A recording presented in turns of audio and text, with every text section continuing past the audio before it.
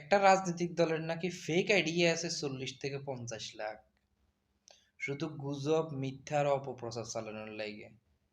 তো এই রাজনৈতিক দলের থেকে মানুষের কি আশা করতে পারে যে এরা যখন দেশ পরিচালনার ক্ষমতা হাতে পাইব, তখন এই দলটা থেকে মানুষের কি আশা করতে পারে?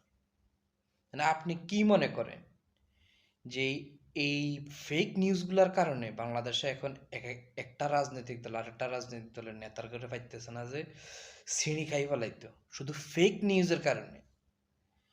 এই এমন এমন নিউজ সকল ছড়ায়, এই নিউজের লগে কোনো আগামাথা কিচ্ছু নেই। যার যার বিপরীতে এটা চড়াইতেছে, তাই সে এই এই নিউজের সাথে তার কোনো সম্পর্কই নেই, এই খবরের সাথে তার কোনো এ, মানে ছিটে ফোটাও সম্পর্ক নাই, কিন্তু তার সম্পর্কে এটা চড়াই দিতেছে। এর কারণে বাংলাদেশে এখন এই এক একটা রাজনৈতিক দল আরেকটা রাজনৈতিক দল পাইতেছে না যে ছিঁড়ি খাই ফেলাইতো।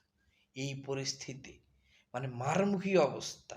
এই ফেক নিউজ হলারা যে কি শুরু করছে, আল্লাহ তাকে হেদায়েত নসিব করে।